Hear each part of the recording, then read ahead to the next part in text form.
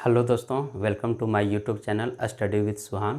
दोस्तों, आज हम लोग वित्त जो है टॉपिक उसका प्रश्नावली 10.1 देखूंगा। प्रश्नावली 10.1 का पहला क्वेश्चन आज हम लोग स्टार्ट करने वाले हैं। तो दोस्तों, जो पहला क्वेश्चन है खाली जगह को भरना है। ये बहुत ही आसान क्वेश्चन है। इसको हम लोग एक एक करके देखने की कोशिश करते हैं। तो दोस्तों, पहला क्वेश्चन दे रखा है क्या कि वृत्त का केंद्र वृत्त के खाली जगह में स्थित है। ऑप्शन इसमें दो ठो दे रखा है, बहिर्भाग या अभ्यंतर। तो दोस्तों, आपका जो वृत्त है और वृत्त का जो केंद्र होता है, ये मान लेता हूँ केंद्र है, वो वृत्त के अंदर में स्थित है। वृत्त के अंदर वाला भाग को हम लोग क्या कहते हैं?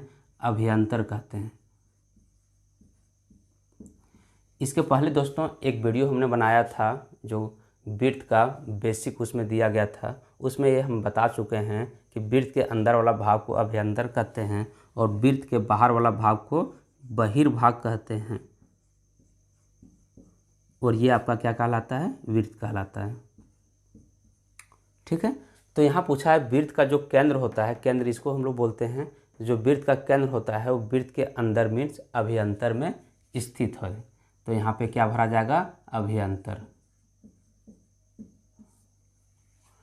दूसरा नंबर क्वेश्चन है, एक बिंदु जिसकी वृत्त से केंद्र की दूरी त्रिज्या से अधिक हो वृत्त के खाली जगह में स्थित होता है। इसमें भी ऑप्शन दे रखा है, बहिर्भाग या फिर अभ्यंतर। तो दोस्तों, कोई एक बिंदु है जो क्या बोल रहा है? केंद्र से यानी त्रिज्या की जो दूरी है उससे अधिक है। यानी जो त्रिज्या की दूरी होगी ये आपका त्रिज्या कहलाता है, ये आपका केंद्र कहलाता है, ये आपका वृत्त है। और ये जो बिंदु है वो त्रिज्या की दूरी से क्या हो? अधिक हो। तो ये कहाँ पे है स्थित है? बहिर्भाग में स्थित है या फिर अभ्यंतर में स्थित है?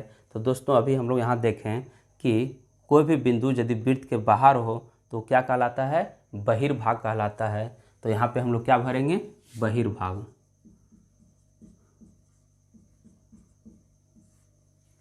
ठीक है दोस्तों। तीसरा नंबर क्वेश्चन है कि वृत्त की सबसे बड़ी जीवा वृत्त का क्या कहलाता है? तो ये आपका वृत्त है और वृत्त की सबसे बड़ी जीवा किसे कहते हैं? जो वृत्त के केंद्र से होकर गुजरती है। तो जो वृत्त की सबसे बड़ी जीवा है उसी को हम लोग क्या कहते हैं? व्यास कहते हैं। और व्यास क्या होता है? वृत्त को दो बराबर भागों में बांटता भी है। तो इसको भी ध्यान में रखिएगा। एक चीज़ और ध्यान में रखिएगा कि जो व्यास होता है वो त्रिज्या की क्या होती है? दोगुनी होती है।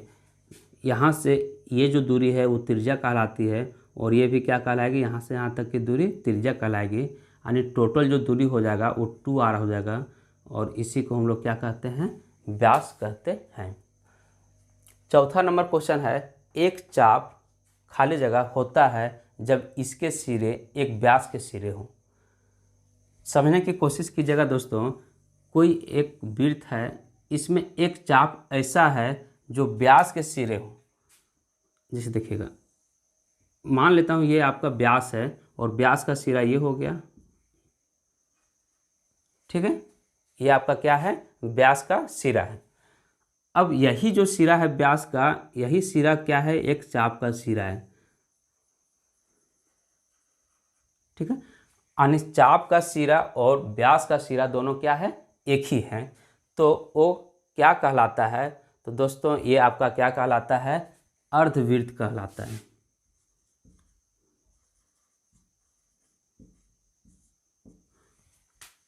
क्योंकि दोस्तों, जो व्यास होती है वो वृत्त को दो बराबर भागों में बांटती है और प्रत्येक भाग को हम लोग क्या कहते हैं? अर्धवृत्त कहते हैं। तो यहाँ पे क्या भराएगा? आपका अर्धवृत्त भराएगा।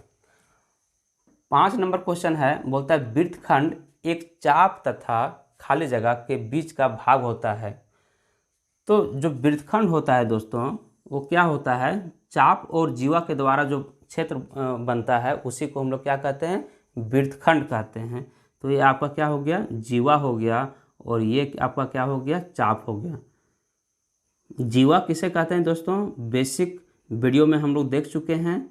जैसे वृत्त के किसी दो बिंदुओं को मिलाने वाली जो रेखाखंड होती है उसी को हम लोग क्या कहते हैं, जीवा कहते हैं।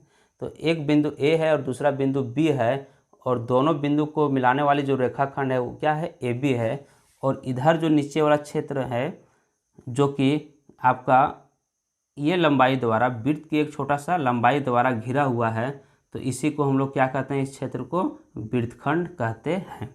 तो एक लघु, एक छोटा वृत्तखंड बन रहा है, एक ऊपर बड़ा वृत्तखंड बन रहा है। तो छोटा वाला वृत्तखंड को हम लोग लघु वृत्तखंड कहते हैं और बड़ा वाला को हम लोग क्या कहते हैं, दीर्घ वृत्तखंड कहते हैं। तो यहाँ पे क्या भरा जाएगा, वृत्तखंड एक चाप तथा जीवा के बीच का क्या होता है, भाग होता है।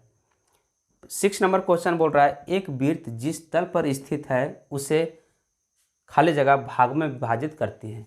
तो ध्यान दीजिएगा दोस्तों, जो वृत्त होती है वो जिस तल पर स्थित होती है उसे 3 भागों में विभाजित करती है। 3 भाग कौन कौन सा है, एक बहिर्भाग, दूसरा वृत्त और तीसरा अभ्यंतर। यही आपका तीनों भाग है। तो इसको आप लोग याद रखिएगा अच्छे से, और एग्ज़ाम में यदि ऐसा क्वेश्चन पूछता है तो उसको बनाने की कोशिश कीजिएगा। तो आई होप, मैं आशा करता हूं दोस्तों ये सब क्वेश्चन जो अभी हम लोग देखा ये आप लोगों को समझ में आया होगा। यदि कहीं पे दिक्कत होगा तो कमेंट सेक्शन में ज़रूर बताइएगा। तब तक के लिए नमस्कार, धन्यवाद।